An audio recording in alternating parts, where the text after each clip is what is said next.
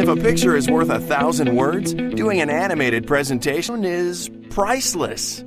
Roy Black. We have really a different system here than most law firms. We handle very few cases. We have the most expensive kinds of research tools you can have. Roy is very well known for a lot of big cases, but one of the biggest cases was the Kennedy case out of Palm Beach.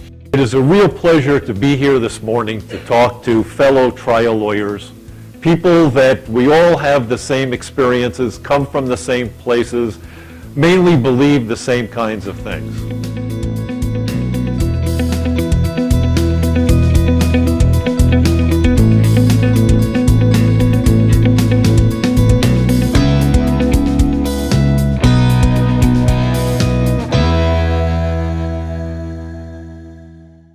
There was a great philosopher back in the 1950s by the name of Willie Sutton.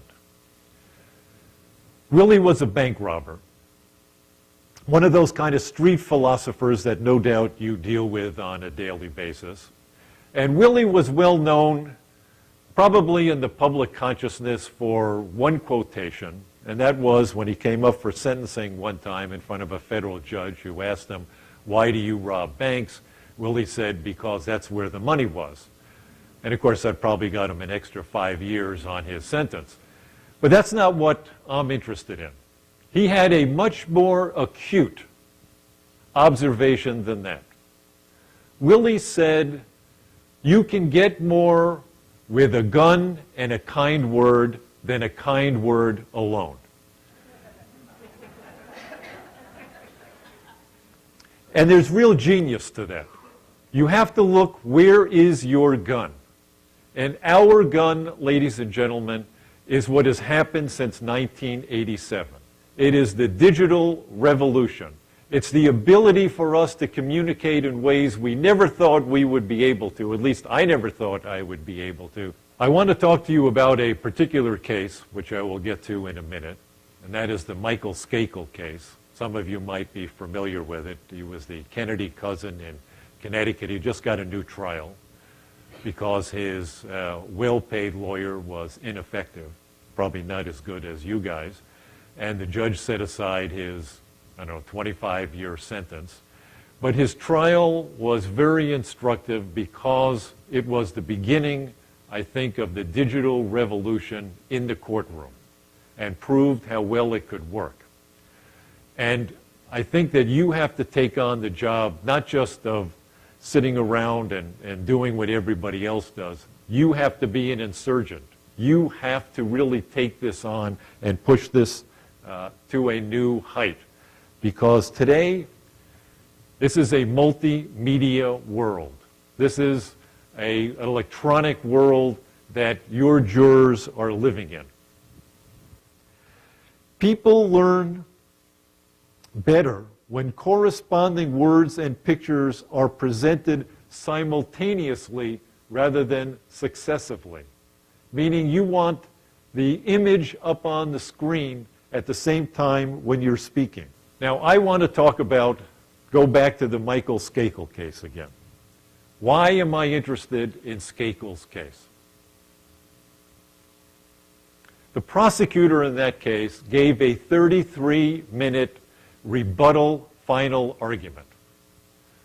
That argument was so extraordinary and unusual that it actually spawned 7 law review articles discussing the content of it and the consequences of it. So they knew they were going against an uphill battle. They spent 6 months preparing a multimedia presentation that was used in their rebuttal final argument, 33 minutes long. And what did it consist of? They had loaded into their machine over 100 crime scene photographs, the autopsy photographs, all the documents, the diagrams. They digitized the audio and video recordings. They had aerial photographs, all of which had the ability to zoom in and zoom out. They put up pictures of pieces of evidence with the labels on them describing who they are, from the blood found at the scene to having pieces of the golf club that she was killed with. And then they would intersperse in that pictures of her. They had pictures of her carrying her school books to school. They had pictures of her on the autopsy table as a corpse. And what they would do is, while Benedict, the prosecutor, was speaking in those 33 minutes, is every time he would talk about something, they would bring it up. And it could be shown from different angles. And they used different media all the time. And Skakel, among other things, had dictated a book that he was writing about the case. They had that digitized and put up on the screen. They used transcripts from the trial and transcripts of recordings in which they took the important words and put them in red so the jury could not miss them. How significant was his presentation? Dominic Dunn, who now is deceased, one of the great courtroom writers of our time, said, "The summation was as brilliant as anything I have ever heard in a courtroom." Now, that must have been pretty good because he covered 2 of my cases as well. Robert Kennedy Jr., who is Skakel's cousin, said, "The multimedia display really convicted Michael in the end." Jeffrey Toobin, the CNN commentator, said, "Call Jonathan Benedict's closing chilling, riveting, and unforgettable." That's what got my attention, learning about putting together a multimedia presentation. That is the power that Stone and Costner put together by this multimedia presentation that enhanced what he had to say in the courtroom. And it fits in exactly with my theory about how to convince people.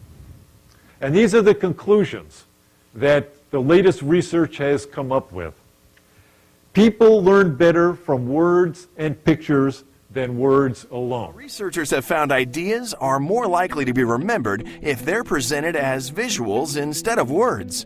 After 3 days, you only remember about 10% of what someone says. Compare that to remembering 65% if they showed you a visual. People learn better from animation and narration than from animation and on-screen text. Text on screens do not work. People cannot learn that way. People learn better when corresponding words and pictures are presented simultaneously rather than successively. Meaning you want the image up on the screen at the same time when you're speaking. If you have a picture of something that illustrates what you're talking about, there's no greater power of persuasion than that, because it's imprinted on their minds. They remember it better when they've got the visual information at the same time that you're talking about whatever your point is. And that visual imprint on their brain is what helps to persuade them. People are convinced by emotions, not by fact. What role do visual images play in our lives? Visuals are everywhere, and visuals contain communication and persuasive messages.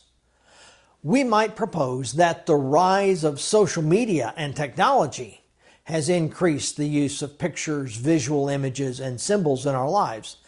And yet, haven't people always used visuals, objects, art, and even things like our clothes to speak as loud as our words? We put a flag on the front of our house. We place a cross on the top of a building. We put on dress clothes instead of shorts and a t-shirt. An artist takes paint and slings it at the canvas to create a chaotic scene. We might think our words are the most important thing we share, but nonverbal messages comprise the majority of what we communicate. But at least in 3 days, you should still remember 65% of this presentation since we used visuals. Yeah, you see what we did there? So how do you make better presentations? Well, there are 2 simple rules that solve all of the problems. Rule number 1, use less text. No more bullet points, pretty please. And rule number 2, use more visuals. That's really all there is to it.